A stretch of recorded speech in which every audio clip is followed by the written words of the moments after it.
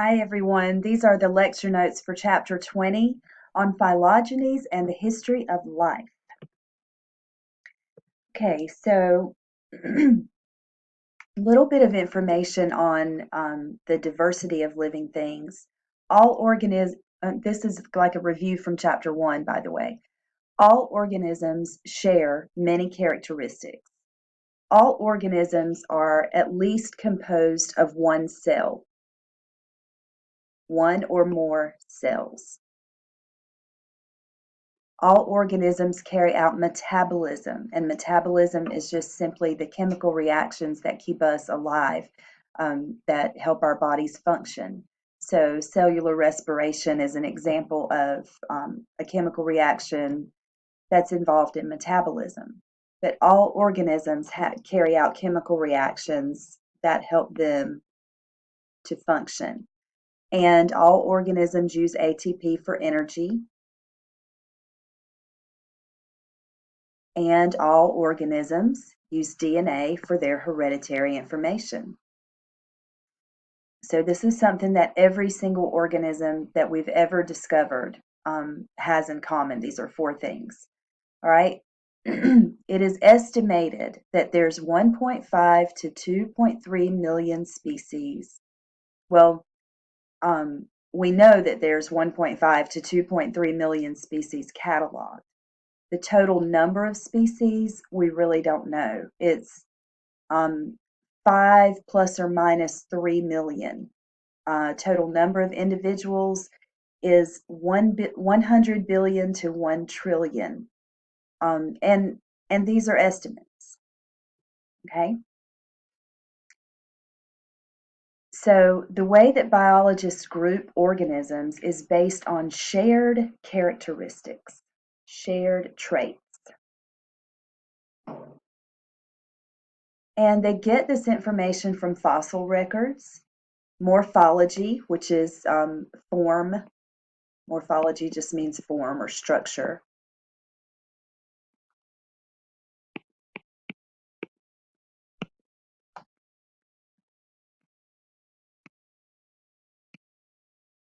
Physiology, which means function. Behavior, shared behaviors. Embryological development, and then the DNA and RNA comparison.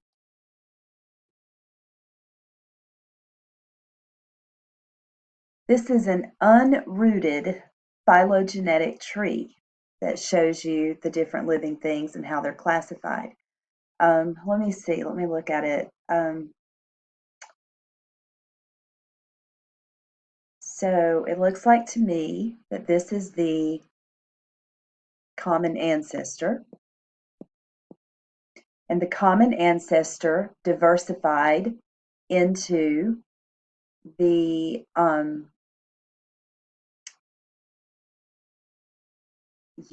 eukaryotes. These would be the eukaryotic, the organisms in the domain eukarya. Okay, so this group here in red would be the organisms in the domain eukarya. The fungi, animals, plants, and then the kingdom Protista includes your slime molds, your algae, and the protozoans. And then your group in green is the domain Archaea. And then everything in blue is the domain Bacteria. So looking at this phylogenetic tree, the relationship between the domains Archaea and Eukarya is stronger than the relationship between either one of those and the bacteria. Bacteria diverged from it's a totally separate lineage. Now, when we talk about classification, we use the term systematics. Systematics is the reconstruction and study of evolutionary relationships. So what someone does who works in the field of systematics is organizes organisms into groups and categories and classifies the organisms. And then phylogeny, which is the title of this chapter, is a hypothesis about the relationships among these taxonomic groups, these different groups of organisms. And the relationships are depicted as a phylogenetic tree or cladogram.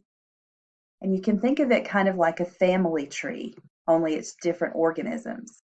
And so this is an unrooted phylogenetic tree, and this is a rooted phylogenetic tree. Looks more like a typical family tree. So what it's showing down here at the bottom, this black line here, represents the original common ancestor to all living things. So the base represents the common ancestor. And even though unrooted shows relationships, it doesn't show a common ancestor, but this is assumed, this little fork here is assumed to be where the common ancestor diverged into two separate lineages. A taxon or taxa is defined as the classification group of an organism. So taxa are domain. In fact, I don't think you have this listed anywhere. No, so I'm going to actually make a slide and put this on here for you because you don't want me to write it. So let's see. In show, insert, new slide. Okay, so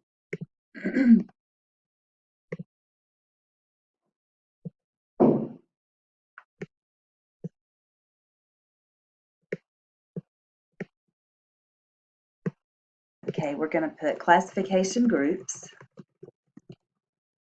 And starting with the most inclusive, in other words, the largest group of organisms, we call those domains. And then the domains are grouped into kingdoms. The kingdoms are grouped into phyla or phylum, and class, order, family, family, genus, and species. So, for example, humans would be in the domain Eukarya, in the kingdom Animalia, in the phylum Mammalia. No, I'm sorry, Chordata. I'm getting ahead of myself. In the class Mammalia, the order Primate. The family is Hominidae. The genus is Homo. And the species name comes from the genus plus the species is Homo sapiens. And so you would write sapiens with a lowercase s, and then you would actually italicize or underline the whole thing. Okay? Now there is a sentence to help you remember these classification groups, and it is dumb kids prefer cookies or candy over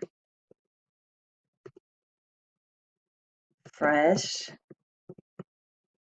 green spinach. Yeah, right.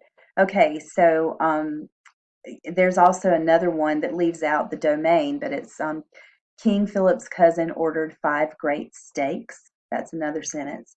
So anyway, here are your classification groups, and we'll move on now. All right, this is a phylogenetic tree that shows the relationship between species A through E. So this is the root of the tree. Oh, sorry. Let me go back to.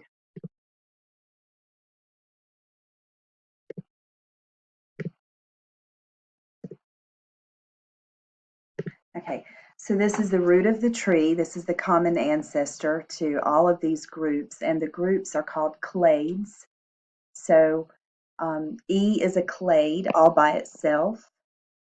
D and C are a clade, and B and A are a clade. And B and A are also sister taxa, and D and C are sister taxa. Members of the same clade and sister taxa. Now, this is a phylogenetic tree of vertebrates. So all of these animals have a backbone. They have a vertebral column.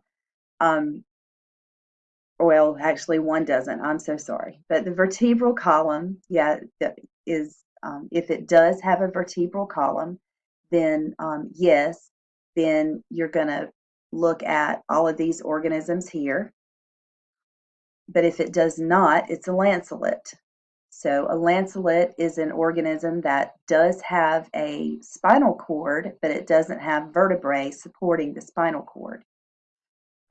It's in the phylum Chordata, the same phylum that we are in, but it doesn't have a backbone. So it's one example of an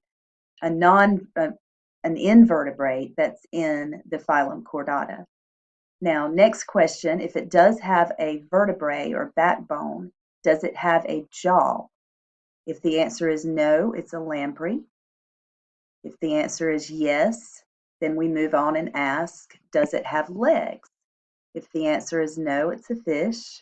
If the answer is yes, then we ask, does it have amniotic eggs? And an amniotic egg is one that has like a yolk in it, or that has, it's different from fish eggs or frog eggs, which are clear, and you can actually see the little fish and the little tadpole inside the egg. An amniotic egg has nutrients and a blood supply for the growing embryo. So amniotic eggs started with reptiles. So if it has an amniotic egg, if the answer is no, then it's a frog or an amphibian. If the answer is yes, then we ask, does it have hair? And if the answer is no, then it's a lizard or reptile. And if the answer is yes, then it is a mammal, a rabbit or a human or some type of mammal. So this is showing branches of a phylogenetic tree based on traits, on shared traits. It says often closely related taxa look similar, but not always. If evolved under different circumstances or different selection pressures, the taxa may look very different. There's a good example. Lizards and rabbits are more closely related than lizards and frogs, but lizards and frogs appear more similar. But the lizards and rabbits are more closely related because they lay amniotic eggs, or they have amniotic eggs.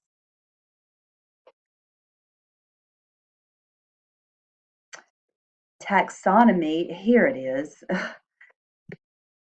I would have just looked at the slides earlier, I wouldn't have had to type all that stuff out. But hopefully that little extra information helped you a little bit with the classification levels or classification groups. Taxonomy is the science of classifying organisms into taxa, and the taxa are the different groups that you see. And this one starts with the domain at the bottom, and this lists the levels of classification for just a domestic dog. It looks like a golden Labrador retriever, golden retriever. So the domain is Eukarya, of course, because its cells have a nucleus. Kingdom is Animalia. The phylum is Chordata, because it does have a backbone, does have a spinal cord along its back. Class Mammalia, because it has fur and mammary glands.